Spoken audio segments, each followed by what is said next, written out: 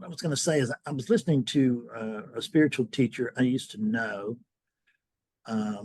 He was very popular. Maybe he still is in some ways, but he in his mind, he has retired from being a non-dual teacher and has, but now he's, I don't know, just an ad hoc philosopher, if you will, whatever.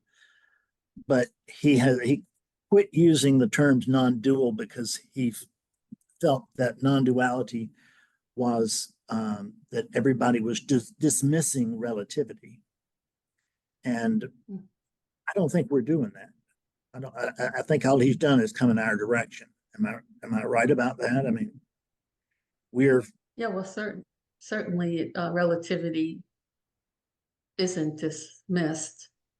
I mean, it's kind of impossible to really dismiss. Well, that was Jeff's point. Jeff Foster is who I'm talking about, and I think that I think he was right about this.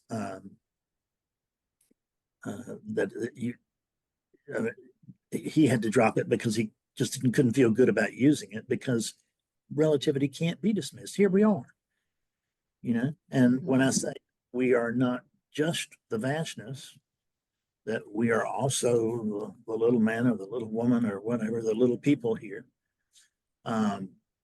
That's also not dismissive.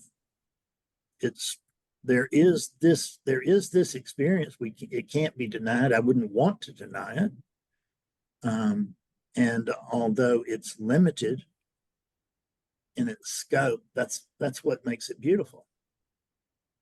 The thing that makes life so precious is the fact that it's not forever. Yeah. And if we look at other things, one thing I've always used as an example is the Japanese, what are the Japanese blossoms? That's not the maples, baby. What is it? The Japanese cherry blossoms. Cherry blossoms. Yeah, and they come once a year, and in Japan, it's like a festival, and I don't know if it's 3 days or 5 days or a week, but it's short. And that's in their peak, and it's time to, they got all this figured out, and they got it timed for its peak. And what makes that festival so critical, so important that everybody would come together for that festival is that it's short. That period of time is reasonably short where it comes and it peaks. So when I think of relativity,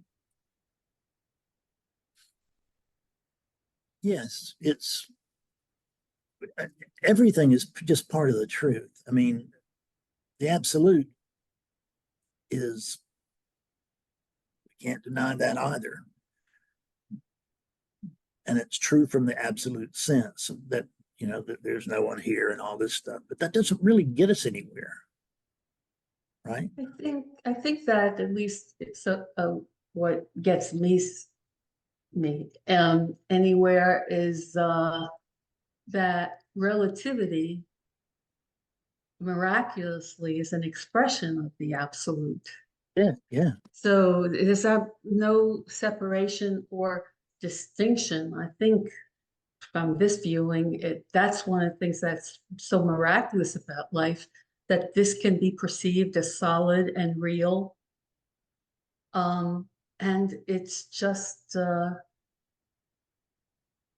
and this relativity is no mistake. It's not a mistake, is it? It's not. I don't think that the absolute thinks it's a mistake. No. It seems to want it to be, if there was such a thing, there was an entity to want something. It's happening in this manner, so it's suggestive of. Yeah. We can say the way the absolute wants it to be, but what we can know for sure is that it can't be any other way. Because this is.